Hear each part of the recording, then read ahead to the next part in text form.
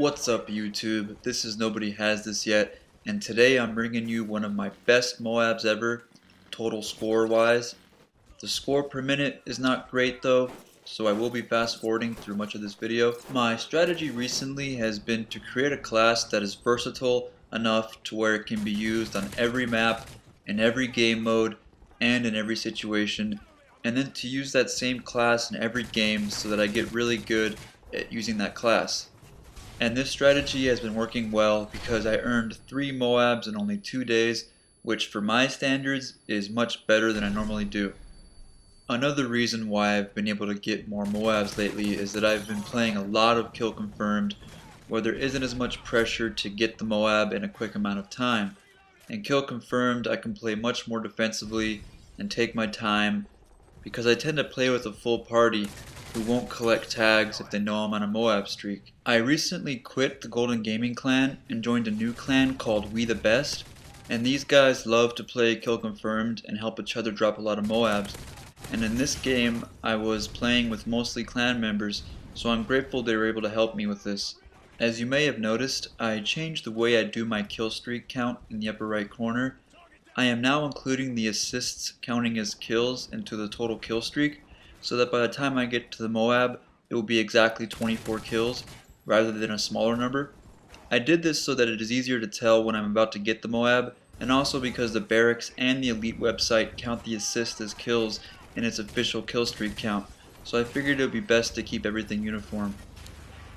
So about this dream class I spoke of earlier, it's very similar to my other ACR specialist class setup I used to use, but I made one major change. My third reward has been changed from Sit Rep to Stalker. I used to not be a huge fan of Stalker because it makes your aim a bit more inaccurate, but I like more that it adds more mobility to the ACR, which allows me to win more gunfights, and it keeps the mobility of the ACR, which is an assault rifle, up to par with the mobility of submachine guns.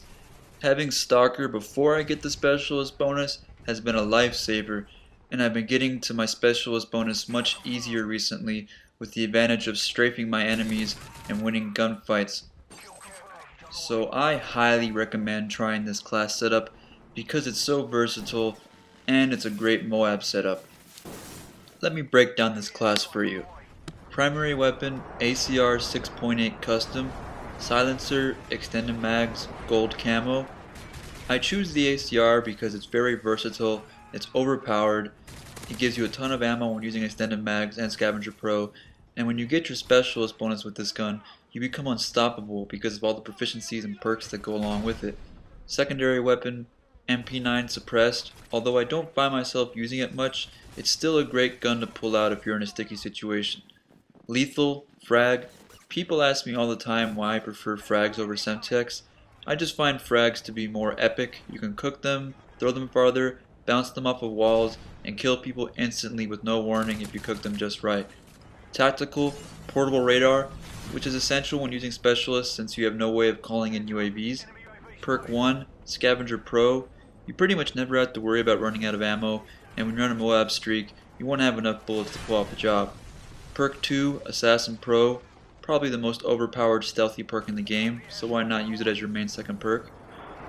Perk 3, Marksman Pro. Although it's useless against people with Assassin Pro, there is still a huge amount of people who you encounter who are not using Assassin, and it works wonders at identifying them from really far away without even being able to see them. For my specialist strike package, my first reward is Hardline Pro, which allows me to get to my specialist bonus much sooner because it requires a 7 kill streak, and most of the time my assists counting as kills will get me to my specialist bonus 2 or 3 kills sooner.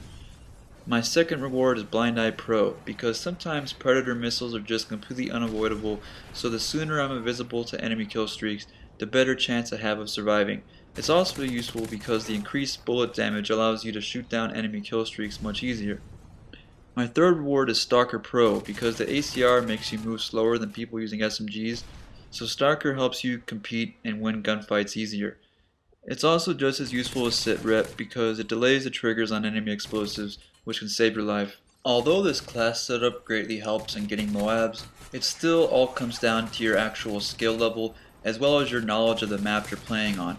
Like I said, this class setup is great for any map, big or small, but if you don't know how to play the map in a strategic way, you will probably end up getting shot in the back or ganged up on by enemies from all directions. I don't ever recommend camping in one spot because it will be way too easy for someone to get a revenge kill on you, but I don't recommend running around the map senselessly either, because there are way too many variables that can go wrong. The key is to hold down an area of the map which you know like the back of your hand, and that area needs to be a place where you won't get overwhelmed by enemies from all directions. It's best to pace yourself and keep the kills manageable. It also helps to not even think about how many kills you have or how close you are to getting a MOAB, because that will only make you nervous and cause you to make mistakes. It's best to just relax even when you do have some close calls and some brushes with death. Just remain calm and keep up the good work.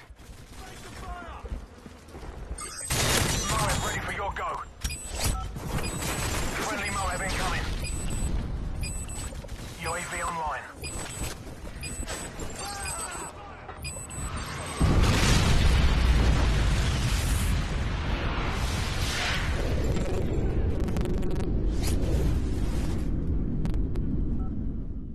I get a nice 4-man multi-kill there.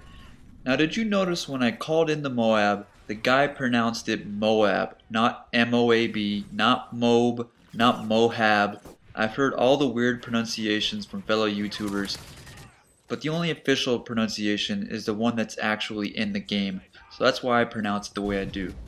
Here is the one fatal mistake I make in this game, going for scavenger packs without making sure I was safe in all directions. I seriously thought that since all those red dots were by the front entrance, nobody would be sneaking up from behind, but you never can be too careful, I guess. You may have noticed that the kill streak was 29, but then the kill count was 28. That's because, like I said earlier, I am counting the actual kill streak and including the assists counting as kills, which is different from the actual kill count.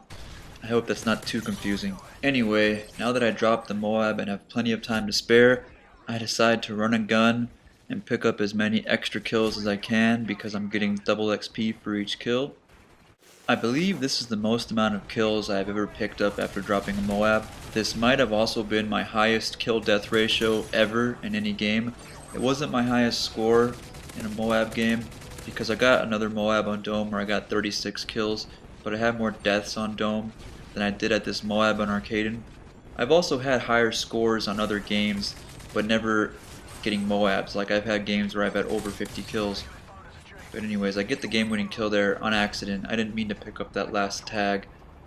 I would have liked the game to have ended by the time running out rather than me collecting the last tag, but I still get to have the final kill in the kill cam.